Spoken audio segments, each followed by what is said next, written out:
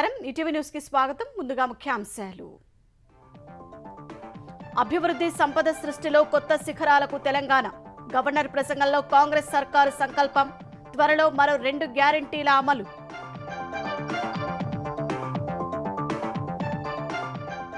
Governor ప్రసంగానికి KCR గైర్హాజరీపై CM ఆక్షేపణ విపక్ష నేత బాధ్యత ఏంటో అర్థమవుతోందని వ్యాఖ్య ఉద్యోగాల భర్తీపై స్పష్టత ఉందని వెల్లడి మేడిగడ్డ బ్యారేజీ కుంగుబాటుకు కారణాలను ఎత్తిచూపిన విజిలెన్స్ మరమ్మతుల పట్ల నీటిపారుదల శాఖ తీవ్ర నిర్లక్ష్యం వహించిందని ఆక్షేపణ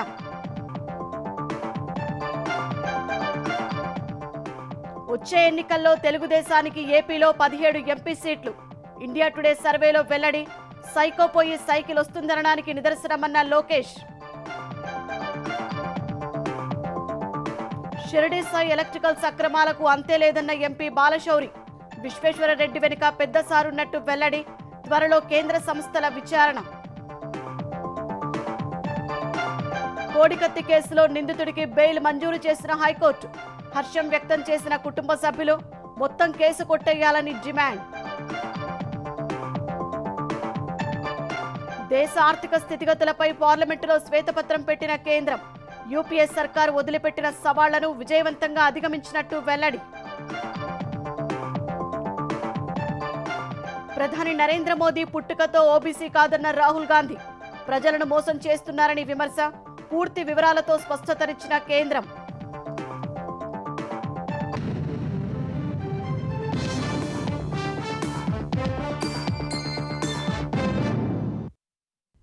ఎన్నికల సమయంలో ఇచ్చిన వాగ్దానాలను తెలంగాణ ప్రభుత్వం నెరవేరుస్తుందని గవర్నర్ తమిళసై సౌందరరాజన్ తెలిపారు అభివృద్ధి సంపద సృష్టిలో రాష్ట్రం నూతన శిఖరాలకు చేరుతుందని విశ్వాసం వ్యక్తం చేశారు గత పాలనలో విధ్వంసానికి గురైన ఆర్థిక వ్యవస్థను ప్రజలపై భారం వేయకుండా పునరుద్ధరిస్తుందని అన్ని వర్గాలకు న్యాయం చేస్తుందని స్పష్టం చేశారు త్వరలోనే మరో 2 గ్యారెంటీలు అమలు చేస్తుందన్నారు కులనగణన కూడా చేపట్టనున్నట్లు ప్రకటించారు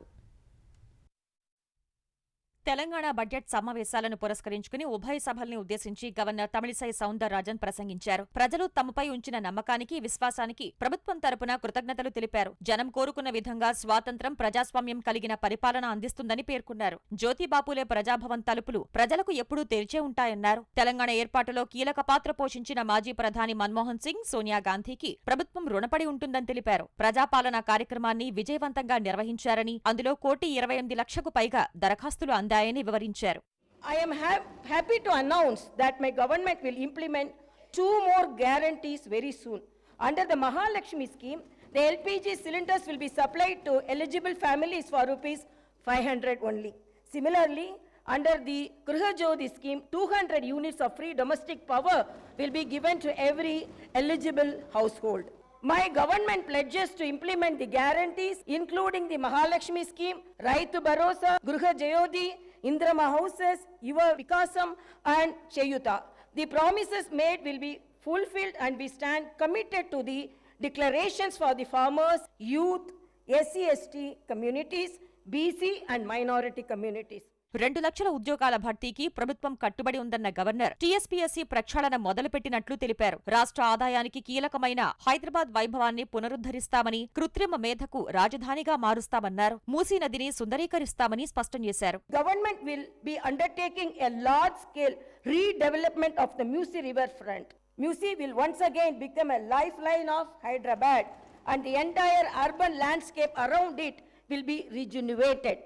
The project will have components of transport networks connecting the eastern and the western parts of the city, clean flowing water and the river front beautification. It will revitalize old heritage rich parts of the city and make them more accessible. వెనకపడిన తరగతులకు న్యాయం చేసేలా త్వరలో కులగణన చేపట్టాలని నిర్ణయించినట్లు governor వివరించారు. Telangana government has decided to conduct caste survey by taking up door-to-door household survey with the goal of eliciting the data requiring to estimate the social, economical, educational, employment and potential opportunities for various castes in general and BCs in particular. Justice will be delivered to all sections of society that have faced discrimination and oppression.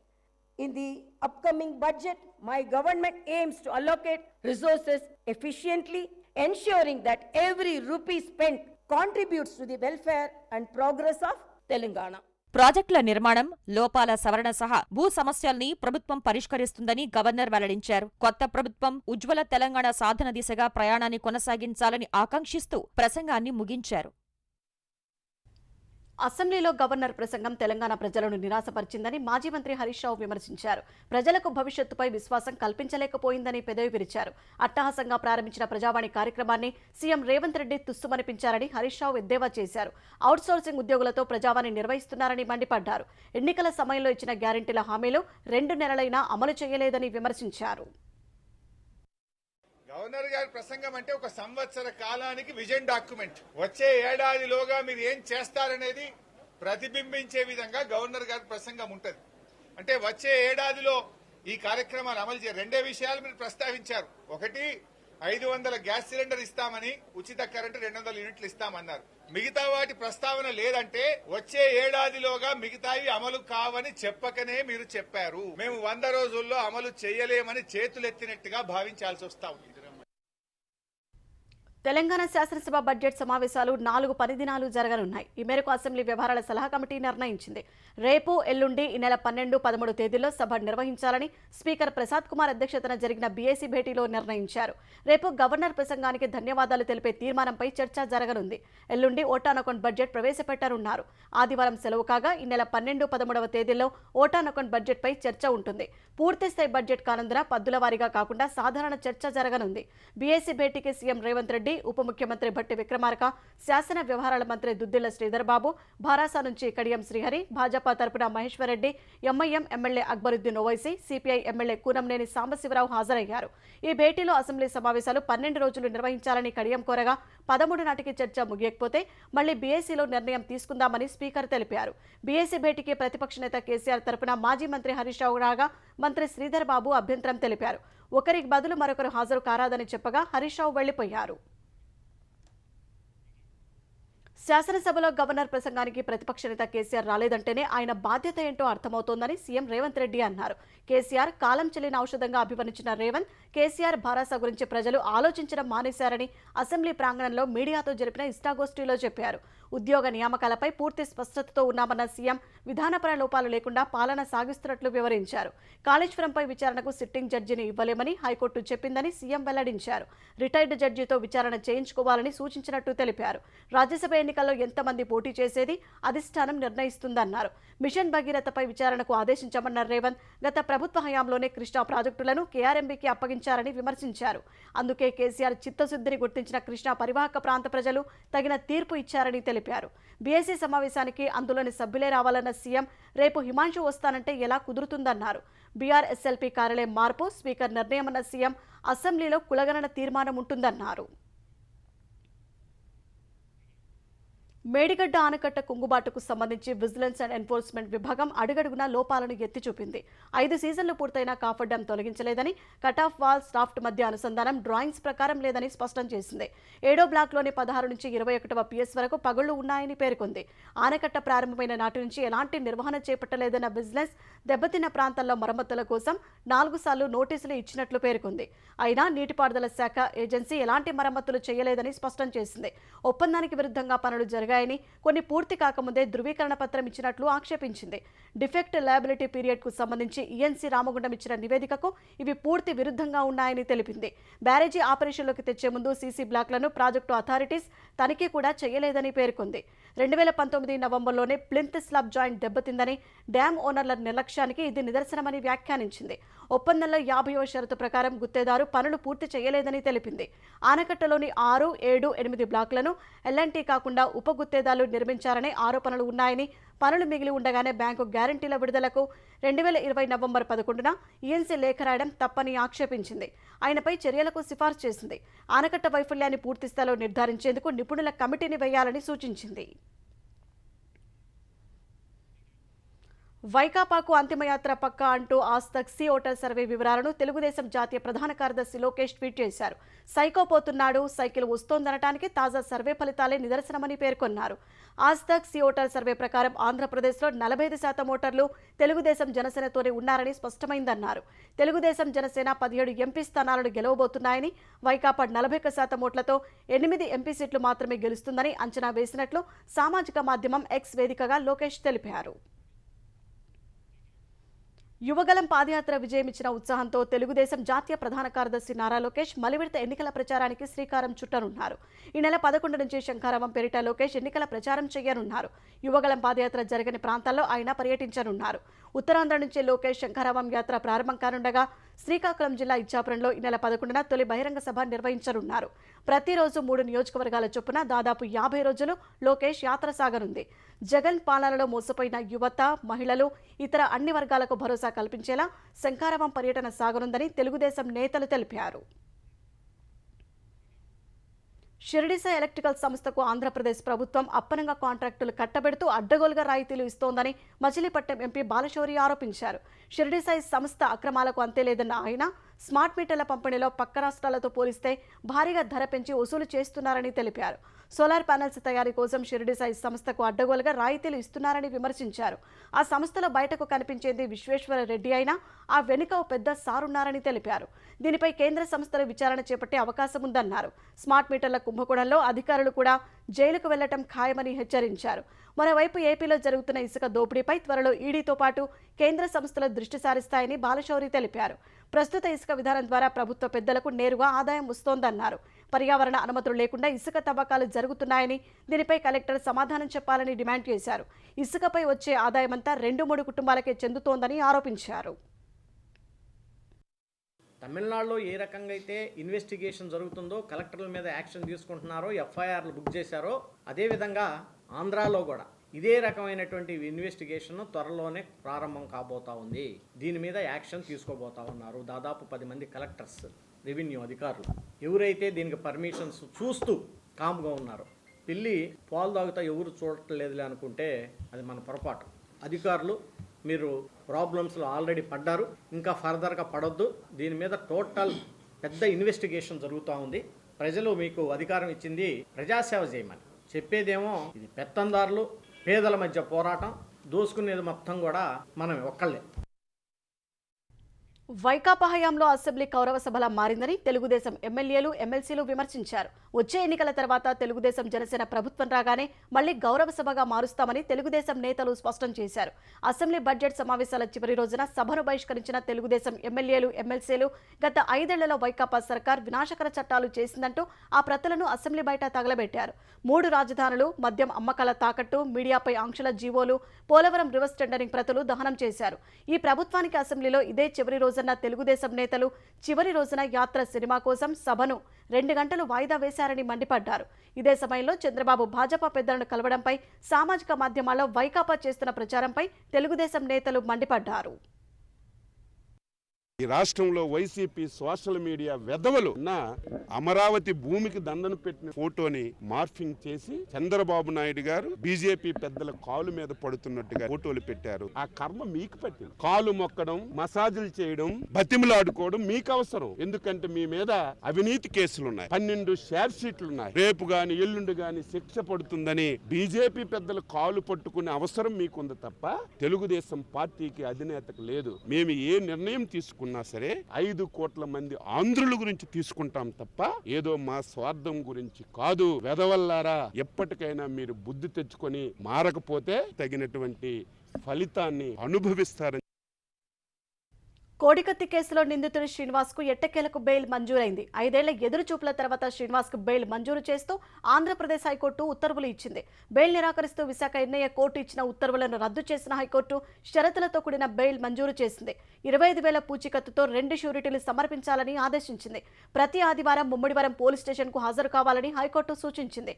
కోడికత్తి కేసుపై మీడియాతో ఎక్కడా మాట్లాడవద్దని స్పష్టం చేసింది. 2018 October 25న Visakha ఎయిర్పోర్టులో అప్పటి విపక్ష నేత జగన్ పై కోడికత్తితో దాడి చేశాడని ఆరోపణలు ఎదుర్కొంటున్న శ్రీనివాస్ 5 ఏళ్లు జైలులోనే మగ్గారు. 5 ఏళ్లుగా కోర్టులో సాక్ష్యం చెప్పేందుకు జగన్ రానందున శ్రీనివాస్ కు బెయిల్ దక్కలేదు. ఈ మధ్యన భీమా కొరేగాం అనే దాంట్లో ప్రైమ్ మినిస్టర్ని చంపడానికి ప్రయత్నం చేశారు, కుట్ర పన్నారు అనే కేసులో కూడా సుప్రీంకోర్టు అన్నింటిలో కూడా బెయిల్స్ ఇవ్వటం వచ్చింది. ఏ ఆరోపణలు అయినా సరే దానికి సంబంధించింది మీరు ప్రూవ్ చేసుకోవాలి, విచారణ జరగాలి. కానీ 5 సంవత్సరాలు 6 సంవత్సరాలు అసలు విచారణ లేకుండా బెయిల్ ఇవ్వకుండా వాళ్ళని ఉంచడం సరికాదనే జడ్జిమెంట్స్ అవన్నీ కూడా కోర్టు ముందు పెట్టడం జరిగింది. వాటన్నిటిని పరిశీలించిన తర్వాత ఇతనికి ముద్దాయికి ఈరోజు ఈ క్రిమినల్ అప్పీల్ అలౌ చేసి కింద ఏదైతే జిల్లా కోర్టు ఇచ్చిన దీనికి సంబంధించిన పిటిషన్ని సెటిసైడ్ చేశారు. కోడికత్తి కేసులో నిందితుడు శ్రీనివాసరావుకు బెయిల్ రావడంపై కుటుంబ సభ్యులు హర్షం వ్యక్తం చేశారు.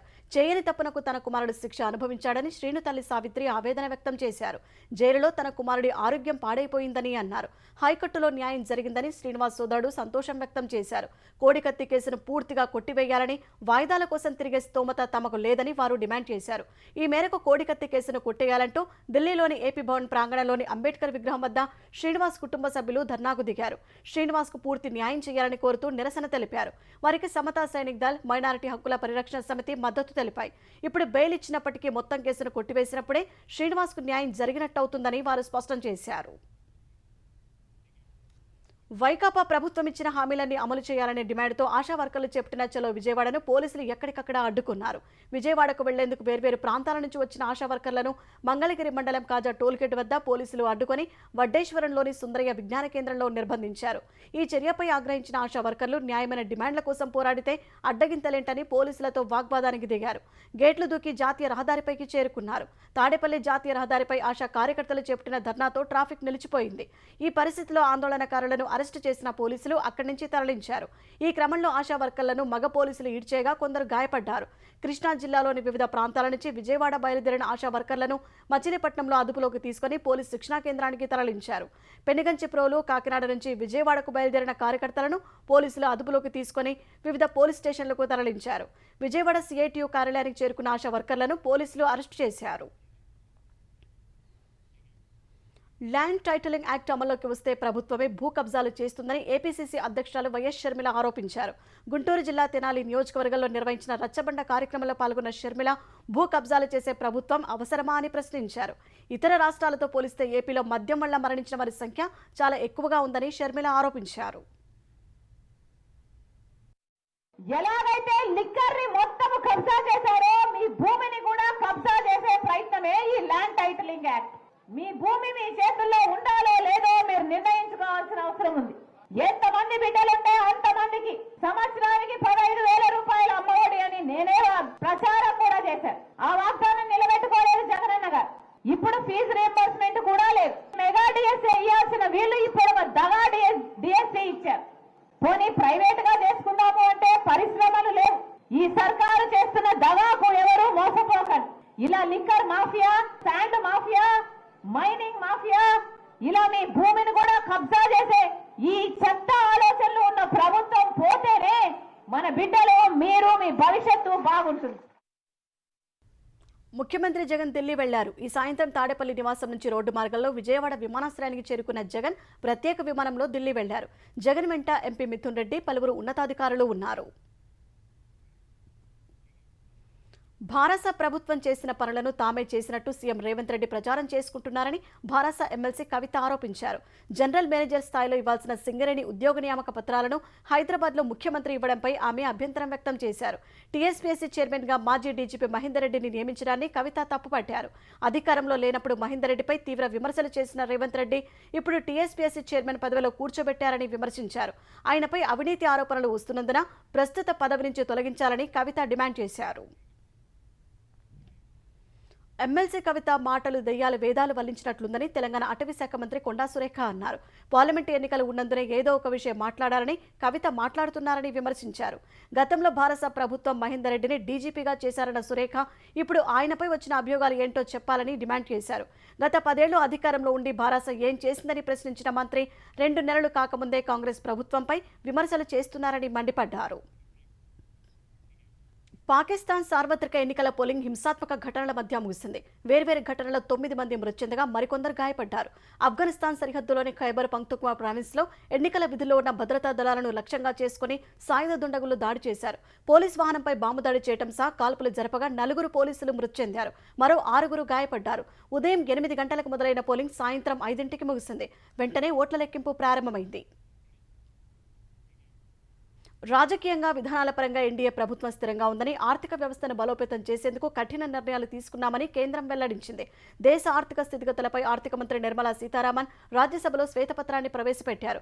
కాంగ్రెస్ ప్రభుత్వ పాలనలోని సంక్షోభాలను అధిగమిస్తూ దేశ ఆర్థిక రంగాన్ని గాడిన పెట్టామని సీతారామన్ తెలిపారు. 10 ఏళ్ల కాంగ్రెస్ పాలనలోని సంక్షోభాలను అధిగమించి దేశ ఆర్థిక వ్యవస్థ సర్వతోముఖాభివృద్ధి, స్థిరమైన వృద్ధి చెందే సంస్కరణలను తీసుకొచ్చామని తెలిపారు. 2014లో దేశ ఆర్థిక వ్యవస్థ ఎక్కడుందో ఇప్పుడు ఎక్కడ ఉందో చూడాలన్నారు. తాము విడుదల చేసిన శ్వేతపత్రం పెట్టుబడిదారుల విశ్వాసాన్ని మరింత పెంచుతుందని కేంద్ర ఆర్థిక మంత్రి తెలిపారు. ఎన్డీఏ ప్రభుత్వం ఆర్థిక ప్రయోజనాల కోసం కఠినమైన, సాహసోపేతమైన నిర్ణయాలు తీసుకుందని వివరించారు. ఈ శ్వేతపత్రంపై రేపు చర్చ జరగనుంది. ప్రధాని మోదీ పుట్టుకతో ఓబీసీ కాదని కాంగ్రెస్ అగ్రనేత రాహుల్ గాంధీ తెలిపారు. ఈ విషయంలో ఆయన ప్రజలకు మోసం చేస్తున్నారని ఆరోపించారు. భారత్ జోడో న్యాయయాత్రలో భాగంగా ఒడిశాలో పర్యటించిన రాహుల్ ప్రధాని మోదీ ఏనాడు ఓబీసీలతో కరచాలనం కూడా చేయరని విమర్శించారు. బిలియనీర్లైన వ్యాపారవేత్తలను మాత్రం మనసారా ఆలింగనం చేసుకుంటారని ఆక్షేపించారు. नरेंद्र मोदी जी ओबीसी नहीं पैदा हुए थे, टेलीकास्ट के गुजरात में व्यक्ति पैदा हुए थे। उनको, उनकी कम्युनिटी को बीजेपी ने साल 2000 में ओबीसी बनाया। प्रधानमंत्री जनरल कास्ट पैदा हुए और ये पूरी दुनिया में झूठ बोल रहा है कि मैं ओबीसी पैदा हुआ। पता मैं कैसे जानता हूँ? वो किसी ओबीसी से गले नहीं मिलते, वो किसी किसान का ऐसे हाथ नहीं पकड़ते, वो किसी मजदूर का हाथ नहीं पकड़ते, वो सिर्फ अदानी जी का हाथ पकड़ते। ప్రధాని మోదీ పుట్టుకతో ఓబీసీ కాదన్న రాహుల్ వ్యాఖ్యలపై కేంద్రం స్పష్టత ఇచ్చింది. రాహుల్ ఆరోపణల్లో వాస్తవం లేదని కేంద్రం వెల్లడించింది. ప్రధాని మోదీ మోద్గాంచి కులానికి చెందినవారని, ఈ కులం గుజరాత్ ప్రభుత్వ జాబితాలో సామాజికంగా, విద్యాపరంగా వెనుకబడిన తరగతిలో ఉందని కేంద్రం ఓ నోట్ విడుదల చేసింది. మండల్ కమిషన్ సిఫారసుల మేరకు మోద్గాంచి కులాన్ని గుజరాత్లోని 105 ఓబీసీ కులాల జాబితాలో చేర్చారని పేర్కొంది. 1994 జూలై 25న గుజరాత్లో కాంగ్రెస్ అధికారంలో ఉండగా మోద్గాంచి కులాన్ని ఓబీసీ జాబితాలో చేర్చారని నోటిఫికేషన్ జారీ చేసినట్టు కేంద్రం గుర్తు చేసింది. తర్వాత 2000 సంవత్సరం ఏప్రిల్ 4న మోద్గాంచి కులాన్ని ఓబీసీలో చేర్చుతూ కేంద్రం నోటిఫికేషన్ ఇచ్చిందని వెల్లడించింది. ద్రవ్యోల్బణం కట్టడికి గట్టి చర్యలు తీసుకుంటున్న ఆర్బీఐ వరుసగా 6సారి కీలక వడ్డీ రేట్లను యథాతథంగా కొనసాగించింది. గత ఏడాది ఏప్రిల్ నుంచి వడ్డీ రేట్లను స్థిరంగా కొనసాగిస్తున్న రిజర్వ్ బ్యాంక్ ఈసారి కూడా రెపో రేటును 6.5% కొనసాగిస్తున్నట్లు తెలిపింది. మధ్యంతర ద్రవ్య పరపతి విధాన సమీక్షను ప్రకటించిన ఆర్బీఐ గవర్నర్ శక్తికాంత దాస్ 2024-25 ఆర్థిక సంవత్సరానికి వృద్ధి రేటు 7% అంచనా వేసినట్లు తెలిపారు. ప్రస్తుత ఆర్థిక సంవత్సరంలో వృద్ధి రేటు 7.3% నమోదవుతుందని అంచనా వేశారు. దేశీయంగా ఆర్థిక కార్యకలాపాలు బలంగా ఉన్నాయని, ఆహార ద్రవ్యోల్బణాన్ని నిశితంగా పరిశీలిస్తున్నట్టు చెప్పారు. ఆర్బీఐ ద్రవ్య పరపతి సమీక్షలో వడ్డీ రేట్లు యథాతథంగా కొనసాగించడం సహా బ్యాంకింగ్, ఆటో రంగ సంస్థల వాటాల విక్రయానికి మదుపరులు మొగ్గు చూపిన వేళ దేశీయ స్టాక్ మార్కెట్లు వరుసగా రెండో సెషన్లో నష్టాలు చవిచూశాయి. గత సెషన్లో 34 పాయింట్లు తగ్గిన సెన్సెక్స్ ఇవాళ ఏకంగా 727 పాయింట్ల పతనమై 71,428 పాయింట్ల వద్ద స్థిరపడింది. జాతీయ స్టాక్ ఎక్స్చేంజ్ సూచీ నిఫ్టీ 212 పాయింట్లు తగ్గి 21,718 వద్ద ముగిసింది.